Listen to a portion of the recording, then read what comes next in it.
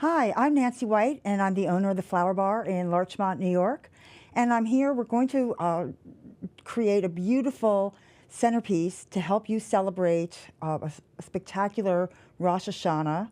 I thought this was particularly appropriate because as we come into the Jewish high holidays, flowers are actually a very significant part of the Jewish tradition. And there are certain flowers that are very, very particular to the holidays. And so I'm going to incorporate those flowers in this arrangement. We're going to start with this beautiful compote. This is very chic and trendy right now. I love the terracotta color. We're going to use, for the sake of the environment, we're now using chicken wire, no foam. And you can just get the chicken wire at any hardware store. I like Foley's, of course, because they're local. I'm going to just fill it with water.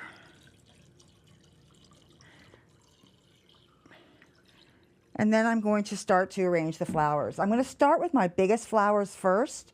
And so I'm going to start with the sunflowers. These were locally grown on Long Island. And you can see they're really beautiful. They have green centers, which I happen to like better than the black centers. But again, it depends on what we're doing. You can see that there's a real difference in size. So when you're arranging with them, you want to put the bigger ones lower.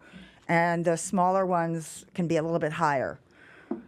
And I'm going to try to create some depth and movement with this. So I'm taking my knife.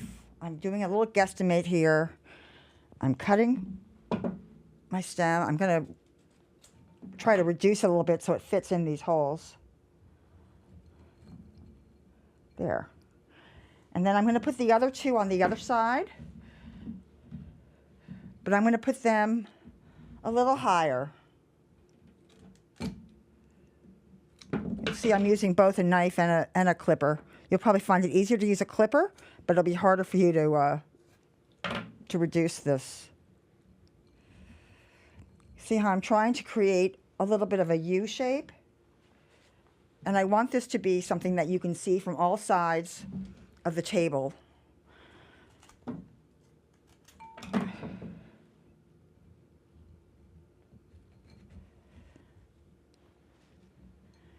I think I'm going to bring this one in a little bit more.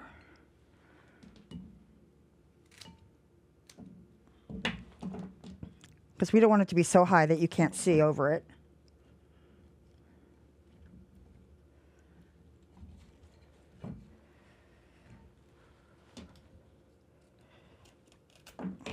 Okay, so I've got my basic shape going on here.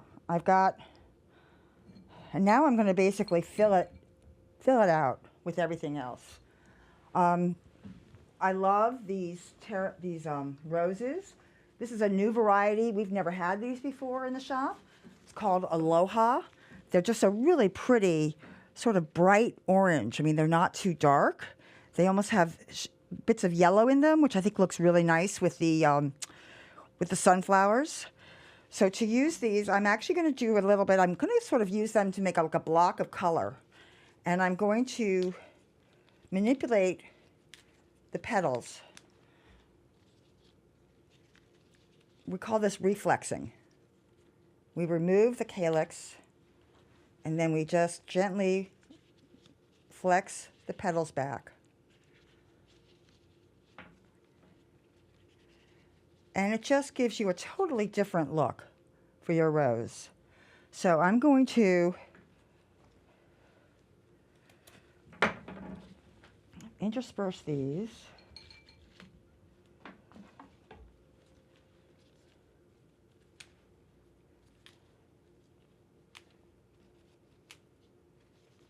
I don't want the design to be too complicated, so I'm basically sticking to really just 3 colors, which is the orange, the yellow, and white. And flowers have different properties. So like, for example, these flowers are all what I call face flowers, which means that they have a round shape, and they sort of, you look at them as a round shape, as opposed to a form flower, which is what the lilies will be. And I'll show you that when we get to the lilies. and then there's something else called a line flower, which we're not really using in this arrangement. But that's something that has like more of a linear, so it would bring your eye up and down or out and in. And again, you can a lot of flowers can be different. And you can see I'm trying to put things at slightly different heights. I'm trying to create a little depth and a little interest. Now I'm going to try to fill up the space. And I've got some beautiful Yellow Babe spray roses. Spray roses, what are really great about spray roses is that there are a lot of flowers on one stem. So they really also fill up a lot of space, but they create interest and texture because there's lots of little flowers. So you always want to make sure you take the lower leaves off because you don't want that to be in the water. And I'm going to just place those inside. I don't want them to be the focus of the arrangement.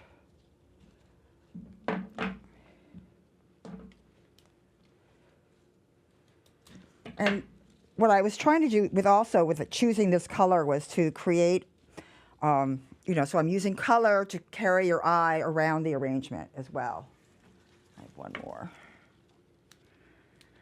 So that it's almost like the background is really, the ground of the arrangement is the yellow. And next, I'm going to add my beautiful lilies. These are really unique lilies.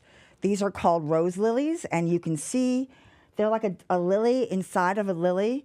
And what makes them really special is that they don't have any pollen, so you're not going to have any of those horrible stains on your tablecloth. And they have a more subtle scent than your regular lilies. Of course, anybody who has allergic to scent should not use lilies. But this is a traditional flower for Rosh Hashanah. It has a sense of purity. And I also thought one of the things I thought was really interesting about flowers for the Jewish tradition, not just for the holidays, but for any day, is that they are the whole idea of flowers symbolizing, since they die, symbolizing the impermanence of our time here on Earth. So you can see these are form flowers, and you can see what I mean because there's lots of petals, and they have a form as opposed to a round shape.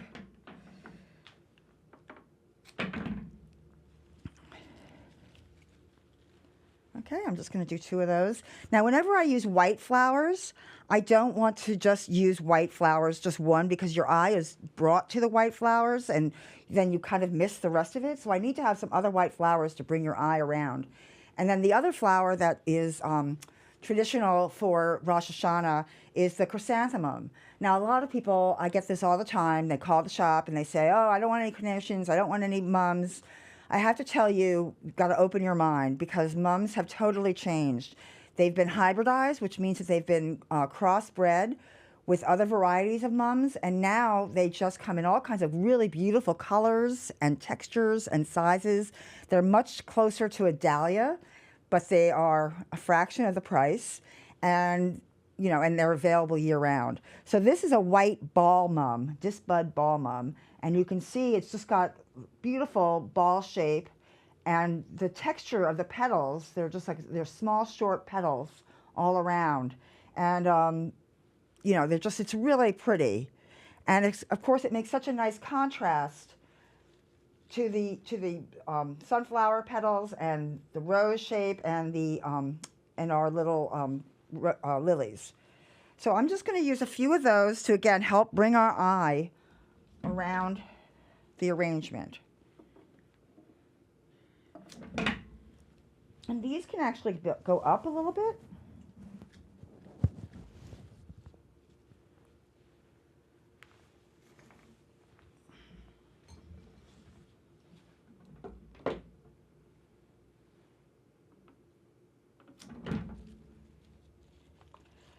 And I'm sort of putting them in a row because I'm trying to, again, bring your eye around. And I'm going to put the next one, the last one, over here. You'll see I'm working in 3s. This tends to be, there's sort of like something called the power of 3. 3 is a very restful. So So you can see. So now your eye is moving around with the white. And I brought these because I just couldn't resist them. These are called Cosmos. These were grown actually at a farm right here in Westchester County. I don't know that they're going to be available when we get closer to Rosh Hashanah, but we have other things we can substitute for them. But I love the way they look, you know, because they're like a sunflower. They have that round shape with the yellow center. So it sort of repeats that, and that repetition, I think, is a design element that I really like. So I'm going to take off some of the lower things, and I'm going to, and they're wispy and delicate. You can get them from California. I just tried some. They just aren't very good. They don't transport well. So you really only can have them at the time of the year when you can buy them from a local farm. And so that's what I did. And when I can get them, I enjoy them. I've tried to grow them in my house, but I don't know. They're not that easy. They're an annual.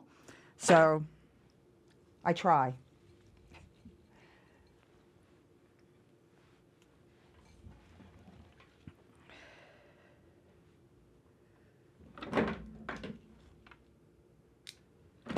And we're just about done. We just have... I was going to use some marigolds because I love those, but I think that we have enough. I think it's going to be too much. So now I just want to add some of the greenery.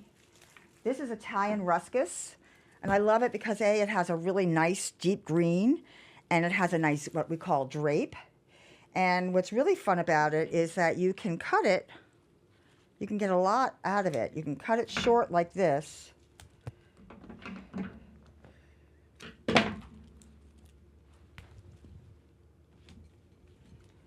Because you just want to, you know, cover that.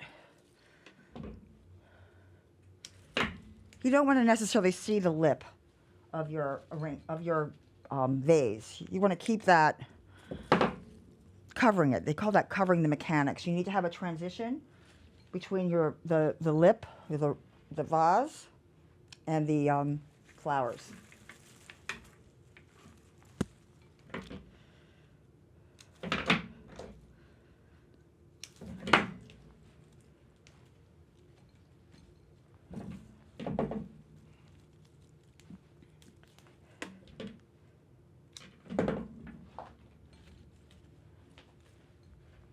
There. I think we're all done. Here we are. Happy New Year.